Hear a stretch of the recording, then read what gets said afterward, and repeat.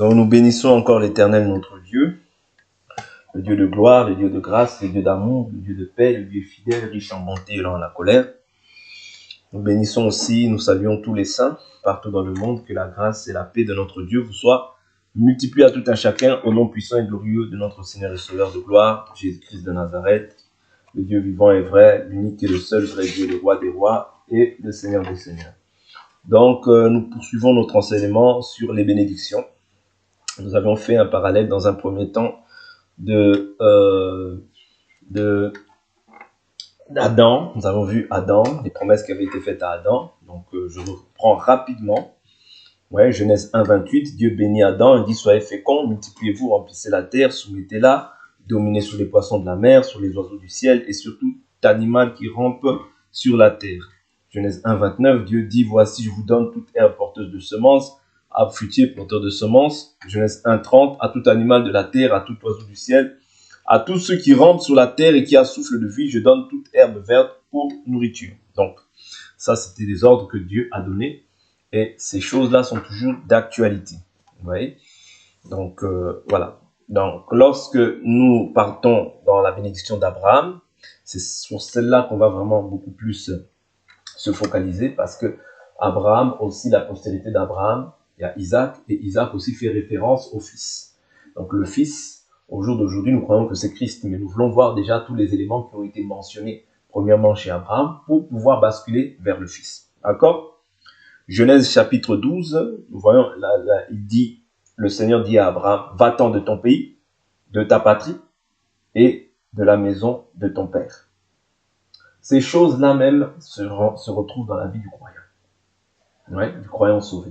C'est-à-dire que nous devons nous aller dans quel pays? La Bible nous dit, selon Hébreu, je peux prendre le pays, premièrement prenons du pays, ou bien la patrie. Ouais, lorsqu'on prend Hébreu, on verra que ils aspiraient à une autre patrie, à une patrie qui est comment? Qui est céleste. Ok? Jésus nous dit aussi: nous sommes dans le monde, nous ne sommes pas de ce monde. En réalité, notre pays, nous, bien la patrie à laquelle nous appartenons aujourd'hui, c'est une patrie qui est céleste et non plus une patrie qui est terrestre.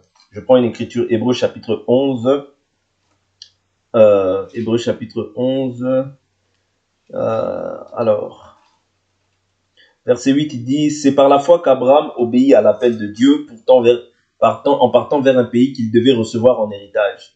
Et il partit sans savoir où il allait. C'est par la foi qu'il vint s'établir dans la terre promise comme un pays étranger, habitant sous des tentes, ainsi qu'Isaac, Jacob, héritiers, avec lui de la même promesse. Car ils attendaient la cité qui a de solides fondations, celle dont Dieu est l'architecte et le constructeur. C'est par la foi que Sarah, elle-même, malgré son âge avancé, fut rendue capable de donner jour à une descendance parce qu'elle tint pour fidèle celui qui a fait la promesse. C'est pourquoi d'un seul homme et d'un homme déjà atteint par la mort sont ici des descendants aussi nombreux que les étoiles du ciel et que le sable qui est au bord de la mer et qu'on ne peut compter. Alors, c'est dans la foi qu'ils sont tous morts sans avoir obtenu les choses promises, mais ils les ont salués de loin en confessant qu'ils étaient étrangers et résidents temporaires sur la terre. Ceux qui parlent ainsi montrent clairement qu'ils cherchent une patrie. Okay? Et s'ils avaient eu la nostalgie de celle qu'ils avaient quittée, autrement dit du monde, ouais, parce que nous, notre patrie aujourd'hui est céleste, donc nous ne devons pas avoir la nostalgie de ceux que nous avons quittés, okay? Parce que nous sommes dans le monde, mais nous ne sommes pas de ce monde. Amen. Donc s'ils avaient eu la nostalgie de ceux qu'ils avaient quittés, ils auraient eu l'occasion d'y retourner. Mais en réalité, ils aspirent à une patrie meilleure, c'est-à-dire céleste. Vous voyez? Ils aspirent à quoi? À une patrie meilleure, c'est-à-dire céleste. C'est pourquoi Dieu n'a pas honte d'être appelé leur Dieu, car il leur a préparé une cité. Est-ce que vous comprenez? Donc, ici, il faut comprendre que la patrie dont il était question, vous voyez, Dieu dit, il dit quoi dans un premier temps? Alors, va-t'en de ton pays, de ta patrie et de la maison de ton père. Nous avons pris la maison de ton père comme Jésus le résume dans Jean chapitre 8 ou 9, je crois, où il dit: vous avez pour père le diable, car vous voulez accomplir quoi? Ses désirs. Ouais, il est meurtrier. Quand il parle, il ne s'est pas tenu dans la vérité, car il est menteur et père du mensonge. C'est-à-dire autrefois. nous tous, nous étions sous la puissance du malin. Ok? Sous la puissance du malin. Lorsque nous sommes tournés vers Christ, lorsque nous avons reçu la grâce de Dieu, nous n'avons plus pour père le diable, mais nous avons pour père Christ. Ok? Parce que nous avons le père spirituel. Autrement, le père spirituel, il y a deux pères spirituels. Il y a Dieu, mais il y a aussi le diable pour ceux qui ne sont pas sous l'autorité de Christ. Ok? Mais nous avons un père naturel, biologique. Ok? Donc après, il y a les pères en la foi, etc. Mais c'est pas ça notre sujet. Mais simplement pour nous faire comprendre que ici, dans ce cadre-là, nous étions en fait sous l'emprise d'un père, c'est-à-dire le diable. Nous avions une patrie que nous chérissions autrefois, c'était le monde, les pratiques de ce monde, les désirs de ce monde, la culture de ce monde, et nous ne pouvons pas en avoir le regret, parce que ce que nous avons vomi, nous savons que nous avons une espérance beaucoup plus glorieuse et beaucoup plus excellente qui nous attend. Est-ce que vous comprenez? Et ça, ce sont les promesses qui sont liées à tous ceux qui sont sortis de la maison de leur père. Ok? Ils sont sortis de la maison de leur père, c'est-à-dire ils ont des promesses qui s'y accompagnent. Or, dans les promesses, il y a tout ce qui est lié à la bénédiction, parce que la bénédiction, c'est une faveur, c'est une grâce que Dieu accorde. Ok? Alors, de ton pays, de ta patrie et de la maison de ton père. Premièrement, et il dit, je ferai. C'est qui va faire? C'est Dieu. Ok? C'est pas par la multiplication des efforts que tu vas faire que la bénédiction va t'accompagner. Non. La Bible dit, j'ordonnerai à la bénédiction d'être avec toi. Ok? C'est-à-dire que c'est Dieu qui ordonne à la bénédiction d'être avec toi. Pourquoi? Parce que tu as obéi à sa voix. N'est-ce pas? Donc c'est très important. Il dit, je ferai de toi une grande nation et je te bénirai. Est-ce que vous comprenez? C'est qui l'a proclamé? C'est Dieu. Et l'Éternel est derrière sa parole pour l'accomplir. D'accord? Donc quand Dieu dit, il a aussi la possibilité d'accomplir la chose. D'accord? Donc quand Dieu dit, il peut aussi accomplir. Il a accompli aussi cette chose. Donc il fera de toi une grande nation. Je te bénirai. Troisième lieu, il dit, je rendrai ton nom grand. Vous voyez, ça, ce sont des éléments qui accompagnent. C'est-à-dire, si ton nom devient grand, c'est parce que l'Éternel l'a permis. Devient une source de bénédiction. Ces choses-là aussi que nous voyons en Abraham doivent aussi s'accomplir en nous. Parce que nous sommes en Christ. Ok? Et nous allons voir comment est-ce que ça s'accomplit en nous par la suite. Devient une source de bénédiction. Je bénirai ceux qui te béniront. Je maudirai celui qui te maudira. Donc, celui qui te maudit est déjà maudit. Pourquoi? Parce que toi, tu as béni. Dieu t'a béni. Et on ne peut pas maudire celui que Dieu a béni. Souvenez-vous quand Balaam essayait de maudire Israël, qu'est-ce qu'il dit?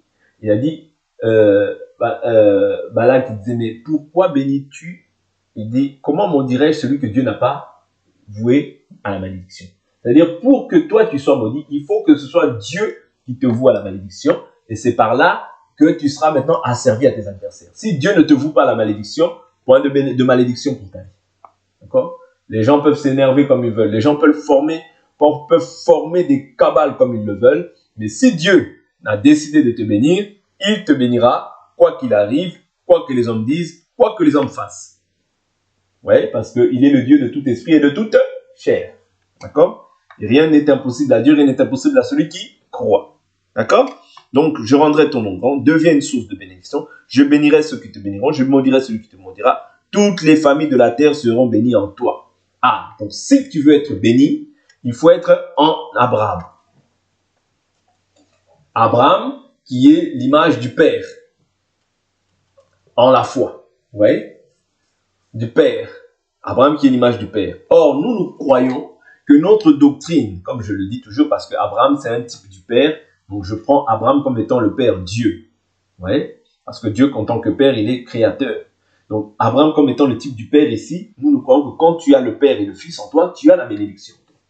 Mais ça, nous allons le voir pas à pas. Nous avançons d'abord, premièrement, dans la vie d'Abraham.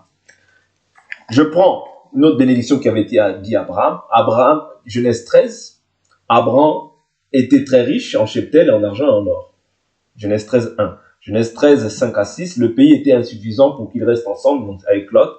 Et leurs biens étaient considérables, ils ne pouvaient rester ensemble. Genèse 13, 14, Abraham se sépare de Lot. Tout le pays que tu vois, je te le donnerai à toi et à ta descendance pour toujours. Donc la promesse avait été faite à Abraham. Mais le pays était tellement devenu considérable qu'il n'avait plus la place. Genèse 13, verset 16, je rendrai ta descendance comme la poussière de la terre. Donc quand la Bible nous parle de la poussière de la terre, sur certains aspects, cela veut faire référence aussi à Israël.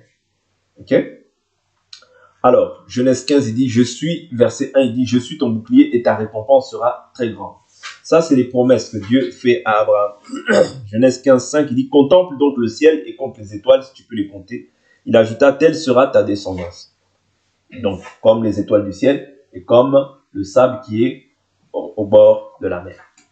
Genèse 17, je établirai mon alliance avec toi et je te multiplierai à l'extrême. Donc, il y a tout le temps multiplication. Quand il y a bénédiction, il y a multiplication. Quand il n'y a pas de multiplication, ça veut dire qu'il y a la stérilité. Ouais. Donc, quand il y a bénédiction, il y a toujours multiplication. C'est très important. Ce sont des aspects qu'il faut retenir comme ça. Tu comprendras aussi que quand même il y a le fruit qui est abondant dans ta vie, ça veut dire qu'il y a la bénédiction. Mais quand il n'y a pas le fruit, qu'on ne trouve pas le fruit, ça veut dire qu'il n'y a pas la bénédiction. Ouais. Donc, je prends toujours Genèse 17. Tu deviendras le père d'une foule de nations.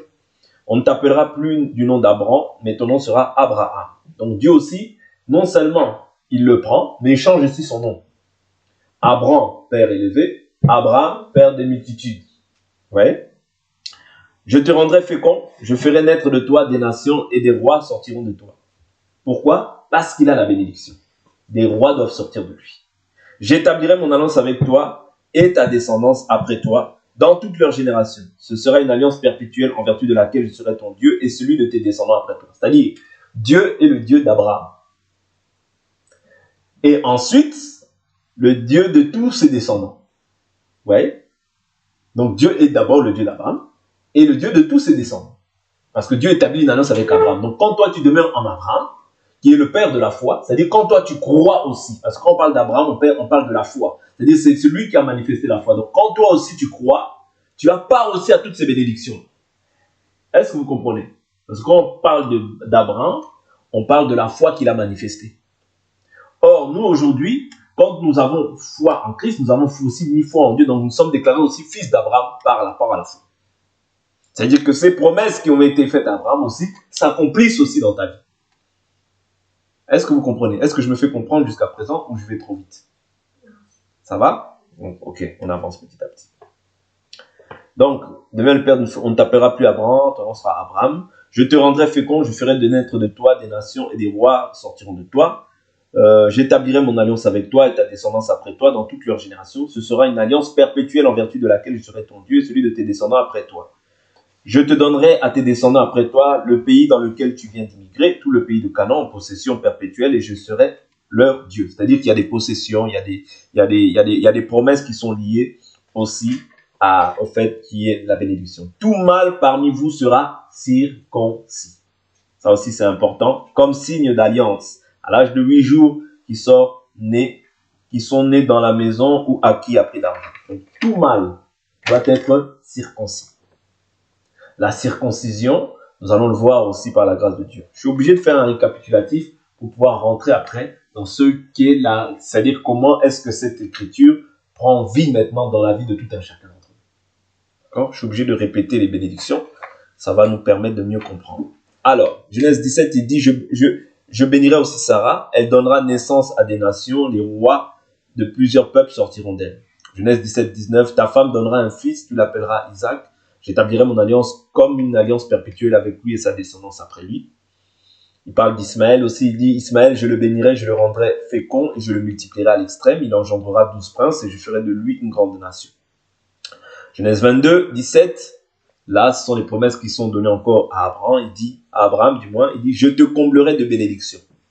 Ouais, Dieu maintenant prononce qu'il te comblera de bénédictions. Pas seulement qu'il te bénira, mais il te comblera. Pourquoi? Parce qu'il a écouté ça. Et je multiplierai toi, ta descendance, comme les étoiles du ciel et comme le sable de la mer. Toi, ta descendance aura le contrôle de ses ennemis. C'est sa descendance qui aura le contrôle de ses ennemis. Toutes les nations de la terre se diront bénies par ta descendance. Ouais, donc toutes les nations de la terre doivent être bénies par la descendance d'Abraham. Maintenant, faisons un saut dans dans la grâce pour voir un peu toutes ces choses, comment est-ce qu'elles rentrent maintenant, elles prennent vie au travers de Christ. Ouais, au travers de Christ. C'est très important que nous puissions voir aussi ces choses dans la vie pratique des enfants de Dieu. Nous avons vu aussi hier le livre de Lévitique. Quand tu écouteras, tu seras béni à ton départ, à ton arrivée. Voilà, quand tu obéiras. Ouais, Dieu fera en sorte que tu sois la tête, non la queue. Toutes ces choses-là, c'est lié à la bénédiction. C'est-à-dire, quand tu observes les commandements de Dieu, souvenez-vous ce que Dieu a dit à Abraham, sois intègre et marche dans la droiture. Ouais, sois intègre et droit. C'est-à-dire, ces deux choses-là ne peuvent pas manquer dans la vie d'un enfant de Dieu. L'intégrité et la droiture. C'est ça qui fait que les bénédictions t'accompagneront. Mais dès lors où en fait tu coupes, tu cesses d'être intègre et tu cesses d'être droit dans ta marche, eh ben la bénédiction aussi s'arrête net. Est-ce que vous comprenez? Qui que tu sois. Parce que Dieu ne fait pas de considération de personne. Vous comprenez? Dieu est derrière sa parole pour l'accomplir. Donc il est très important de comprendre dans un premier temps que l'intégrité et la droiture et la foi, bien sûr, c'est ces choses-là auxquelles Dieu prend plaisir. Ok? Donc prenons Galates chapitre 3. Galates chapitre 3 pour voir un peu comment est-ce que ce que nous avons mentionné trouve aussi, prend vie dans la vie du croyant. Alors, Galates chapitre 3.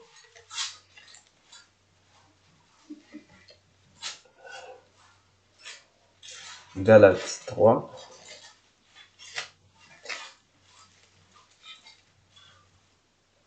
Je prends à partir du verset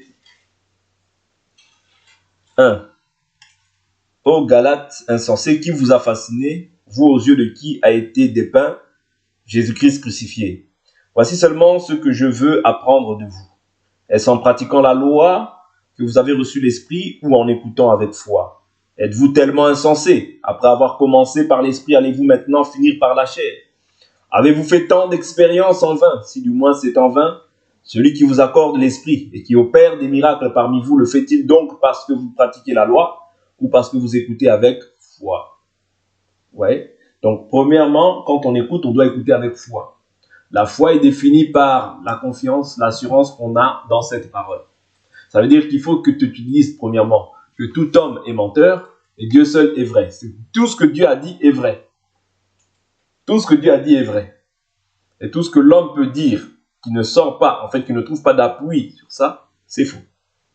Ok? Ainsi, verset 6, Abraham crut Dieu et cela lui fut compté comme justice. Vous voyez, le fait qu'il a cru, cela lui a été compté comme justice. Reconnaissez-le donc, ceux qui ont la foi sont fils d'Abraham. Ah, vous voyez, c'est pour ça que tout à l'heure je vous disais que la foi, Abraham est défini comme le père de la foi. C'est-à-dire que quand nous avons la foi, nous sommes déclarés automatiquement fils d'Abraham. Ok? Fils d'Abraham. Donc il dit, aussi l'Écriture prévoyant que Dieu justifierait les païens par la foi, a d'avance annoncé cette bonne nouvelle à Abraham. Toutes les nations seront bénies en toi. Ouais. Dieu a d'avance annoncé quoi? A d'avance annoncé cette bonne nouvelle à Abraham. Toutes les nations seront bénies en toi. De sorte que ceux qui ont la foi sont bénis avec Abraham, le croyant. Et quand nous avons la foi, nous sommes aussi bénis. C'est-à-dire que la bénédiction entre directement en nous. Vous voyez? Donc quand nous sommes bénis, de sorte que ceux qui ont la foi sont bénis avec Abraham, le croyant. Vous voyez? Donc dès lors où j'ai la foi, je rentre aussi dans la bénédiction d'Abraham. Est-ce que vous comprenez pourquoi? Parce que c'est lui qui a manifesté le premier la foi. Donc quand la foi fait que directement, ouais, les promesses qui étaient dans la vie d'Abraham entrent en tout. Donc quand il est écrit, je ferai de toi une grande nation, va-t'en, sors de ton pays, de ta patrie, de la maison de ton père, lorsque tu as obéi à la voix de l'Éternel, et que cette chose-là, tu l'as accomplie, directement, en fait, le dessein de Dieu, c'est-à-dire le dessein quand on parle des projets de Dieu maintenant, c'est-à-dire s'ouvre pour ta vie. Est-ce que vous comprenez? Et les projets de Dieu maintenant s'ouvrent dans ta vie. Et Dieu dit, je ferai de toi une grande nation et je te bénirai. C'est-à-dire que personne ne peut stopper, arrêter la bénédiction que Dieu a prévue pour ta vie. Je rendrai ton nom grand. Ça, Dieu le fera aussi dans ta vie. Si tu le crois par la foi, Dieu rendra ton nom grand. Il dit, deviens donc une source de bénédiction. C'est ça que doit être aussi l'enfant de Dieu. C'est-à-dire, il doit être une source de bénédiction dans tout ce qu'il fait, dans tout ce qu'il entreprend. Il doit être une source de bénédiction non seulement pour son foyer, mais aussi pour les autres. Oui, parce que l'Écriture nous dit que celui qui croit, de fleuves d'eau vive couleront de son sein. Il parlait de cela, il parlait de ceux qui allaient recevoir son esprit. C'est-à-dire, il devient maintenant un fleuve d'eau vive. Autrement dit, une source de bénédiction aussi. Oui. Est-ce que vous comprenez? C'est-à-dire, il devient une source de bénédiction. Ça veut dire qu'il peut répondre aux solutions, aux problèmes des gens. Et c'est ça qu'est le chrétien dans ce monde, parce qu'il est une lumière dans ce monde où les gens sont dans les ténèbres. Est-ce que vous comprenez? C'est-à-dire qu'il devient une source de bénédiction pour autrui. Tu deviens un don pour autrui. Voilà pourquoi la Bible nous dit que on ne met pas la lumière sous le boisseau, mais on la met sous le chandelier afin qu'elle puisse éclairer. Que votre lumière paraisse ainsi comment? Devant les hommes. Une ville située sur la montagne ne peut être cachée. Vous voyez, c'est-à-dire que tu dois devenir maintenant une lumière pour ceux qui sont dans les ténèbres. Or, la lumière, quand il fait noir et qu'il y a une lumière, cette lumière, elle devient une source de bénédiction pour les autres, n'est-ce pas? Admettons qu'il fasse tout noir. Dès lors où la lumière elle arrive, on dira, ah, enfin il y a la lumière. Pourquoi? Parce que cette lumière devient maintenant une source de bénédiction pour la maison. De même, c'est ce que nous sommes amenés à être au sein de ce monde. Ouais. Nous sommes appelés à être une source de bénédiction pour les autres. La solution aux problèmes des autres. Mais si tu crois que la bénédiction c'est seulement pour toi, tu t'appauvris. La bénédiction que Dieu a fait, c'est pour les autres. Christ a été une bénédiction pour l'humanité. Toi aussi, tu dois être une bénédiction pour les autres. Est-ce que vous comprenez? Parce qu'il est écrit que je deviens une source de bénédiction. Ouais. Deviens une source de bénédiction. C'est-à-dire, c'est toi qui es la source qui va bénir les gens. Est-ce que vous comprenez? Parce que c'est écrit dans les promesses qui ont été faites à Abraham. Vu que nous sommes fils d'Abraham, Jésus nous dit, je ne fais que ce que j'ai vu auprès du Père. Or, nous aussi, nous sommes fils d'Abraham. Donc, quand tu es fils d'Abraham, les promesses qui avaient été faites à Abraham doivent aussi s'accomplir en toi. Est-ce que vous comprenez? Doivent aussi s'accomplir en toi. Ce n'est pas un slogan. Non, ça doit s'accomplir en toi. Tu deviens une source. Du moins, lorsque tu marches selon les ordonnances, selon les commandements du Seigneur, tu dois être une bénédiction pour les autres. Même pour ceux qui ne connaissent pas Dieu, tu dois être une bénédiction. Quand tu as, par exemple, un don de prophétie, quand tu as un don de parole de connaissance, quand tu as un don de miracle, quelqu'un qui est malade et il est guéri au travers du don que tu reçois, tu deviens maintenant une source de bénédiction pour cette personne. La personne qui était boiteuse, et toi tu dis, je vais prier pour toi au nom de Jésus-Christ, et que cette personne guérit, tu deviens une bénédiction pour les gens. Tu deviens un don pour Dieu. Mais pour cela, maintenant, il faut que tu sois un vase qui s'abandonne entre les mains du Seigneur pour être utile à son maître. Est-ce que vous comprenez? Donc, tu deviens une bénédiction aussi lorsque tu sors de la maison de ton père, de ta patrie, et de ton pays. Mais si tu as encore un pied dedans, tu ne peux pas être une source de bénédiction. Est-ce que vous comprenez? Si tu n'es ni chaud ni froid, tu ne peux pas l'être. S'il y a encore des choses de ton ancien père en toi, tu ne peux pas être une source de bénédiction. Donc tu es une source de bénédiction au préalable quand tu t'en vas de ton pays, de ta patrie et de la maison de ton père. C'est là que maintenant le dessein de Dieu commence, c'est-à-dire le plan de Dieu s'ouvre pour ta vie. Mais lorsque déjà ces choses-là ne sont pas mises en place, Dieu ne peut pas faire de toi, Dieu ne peut pas faire de toi une grande nation. Dieu ne peut pas te bénir. Parce que, en réalité, tu as encore des choses qui appartiennent à l'autre.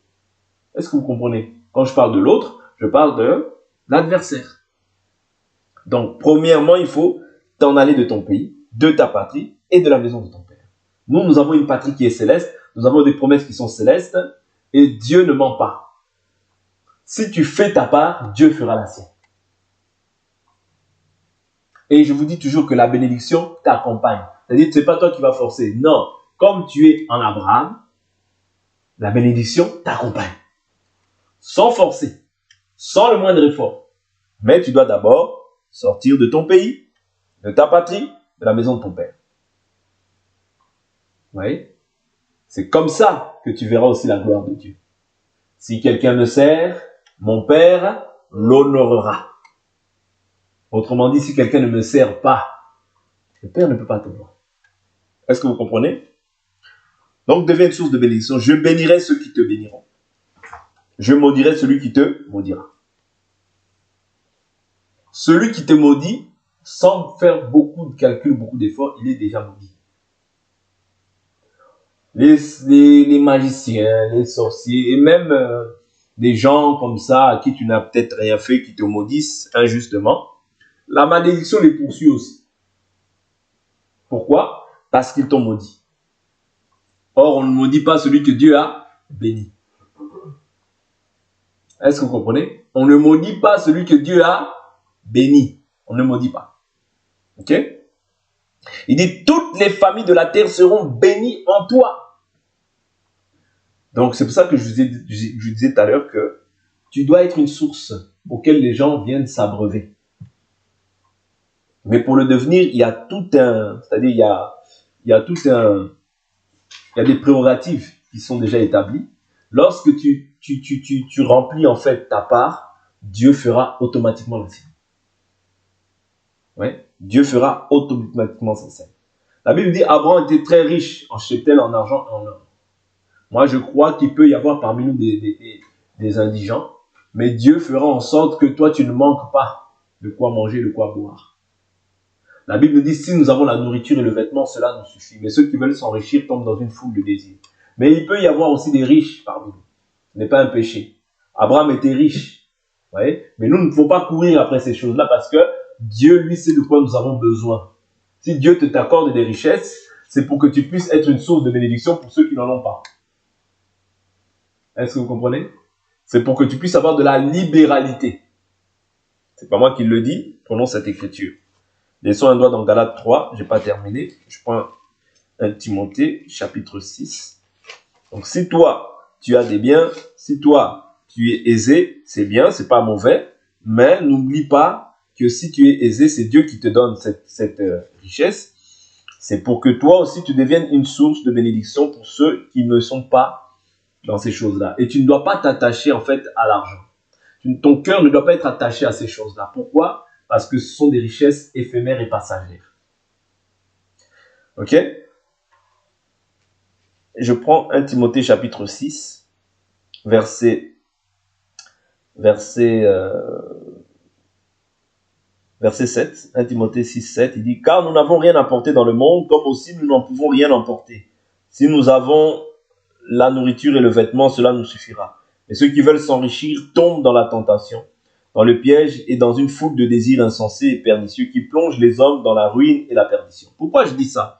Parce que plus on avance dans le temps, plus on a l'impression que les gens en fait oublient la simplicité de l'évangile. C'est-à-dire beaucoup de gens aujourd'hui, compte tenu de la vie d'Abraham et qu'Abraham était riche, ouais, qu'Abraham était riche en argent, en or, beaucoup de gens vont dire non, il faut que tu sois riche. Abraham était riche. Oui, Dieu peut susciter aussi des hommes riches au milieu de nous. Mais Dieu aussi peut susciter des pauvres pour que les riches aussi apprennent le partage. En réalité, c'est pour qu'il y ait égalité, c'est-à-dire pour qu'il n'y ait pas d'indigents au milieu de nous. Et s'il y a des gens qui sont riches, Dieu suscitera aussi des indigents. Pourquoi? Pour pouvoir aider aussi ces personnes. Le but de Dieu, c'est qu'il y ait égalité. Quand je dis égalité, c'est-à-dire qu'il n'y ait pas d'indigents au milieu de nous.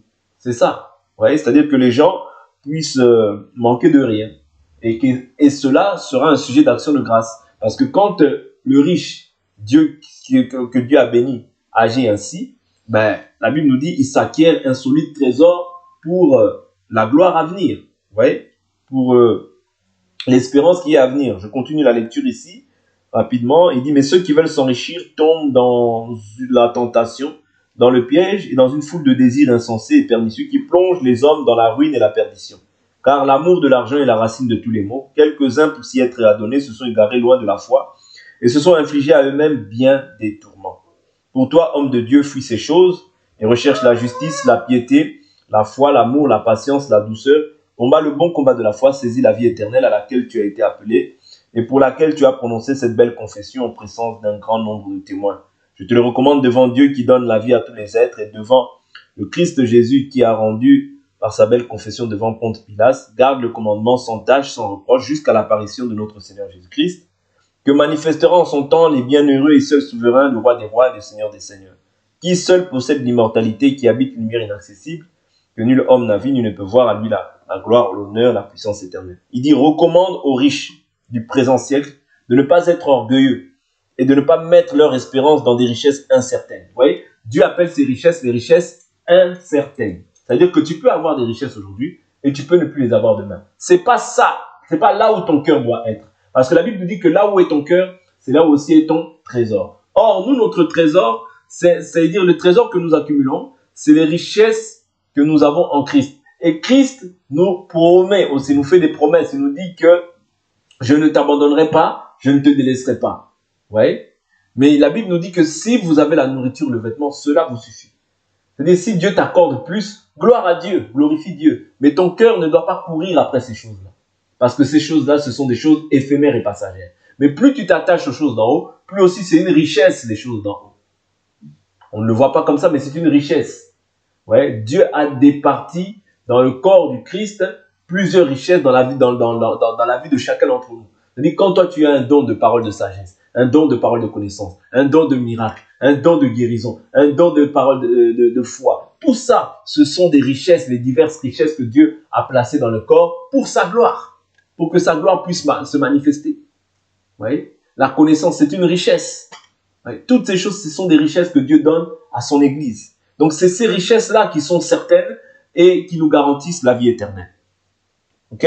Il dit, mais de la mettre en Dieu qui nous donne tout avec abondance pour que nous en jouissions.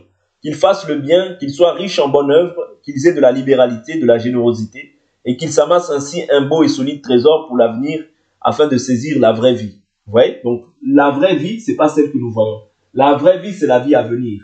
La vraie vie, c'est celle que tu sèmes pour demain pour la vie éternelle. Tout ce que nous voyons aujourd'hui, ça, il ne faut pas envier le monde. Toi, tu as plus que ceux qui sont dans le monde. Il ne faut pas envier les gens du monde. Si tu envies les gens du monde, tu envies leurs biens, leurs richesses, c'est que tu n'as pas compris la vraie richesse. C'est toi qui la possèdes par Jésus.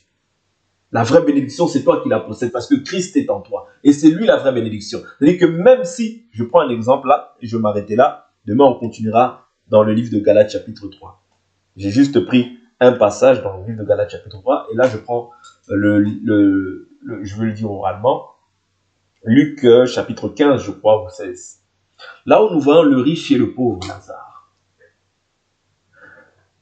Le riche menait joyeuse et brillante vie, n'est-ce pas? Mais le pauvre, ok, menait une vie misérable. Mais qu'est-ce qui s'est passé à la mort? Voilà pourquoi la Bible dit, vaut mieux la fin d'une chose que son commencement. Qu'est-ce qui s'est passé à la mort? Il y en a un qui a été dans le sein d'Abraham, il y en a un qui a été transporté par les démons. Vous voyez? Il a été dans les lieux de tourment. Là, il n'avait pas de repos.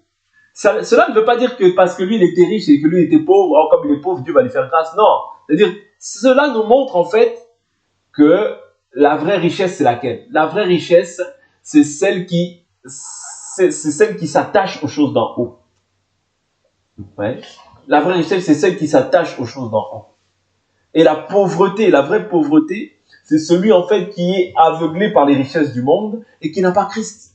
C'est pour ça que la Bible dit que les riches du siècle présent s'amassent un solide et beau trésor. C'est-à-dire le véritable trésor, c'est d'avoir Christ en toi. Si tu n'as pas Christ en toi et que tu es riche selon la chair, à la fin tu mourras. Mais si tu as Christ en toi, tu sauras comment répartir tes richesses. Même si tu es riche, tu sauras comment les répartir tes richesses. Et même si tu es pauvre, ce n'est pas la vie. Cette vie-là, c'est une réalité. Mais ce n'est pas, c'est une réalité, mais ce n'est pas la vérité. La vérité, c'est la vie à venir. Même quand tu meurs, un enfant de Dieu ne meurt pas. Il va se reposer. Il va dans le sein d'Abraham, il va dans le paradis avec Dieu.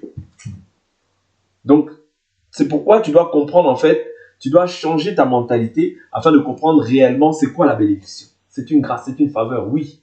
Mais la bénédiction, c'est Christ en toi. La bénédiction, c'est d'être en Abraham, comme nous l'avions vu, parce que c'est le père de la foi. Comme toi, tu as cru, toutes les bénédictions aussi qui étant liées à Abraham t'accompagnent. Mais maintenant, il faut comprendre comment est-ce qu'elles t'accompagnent.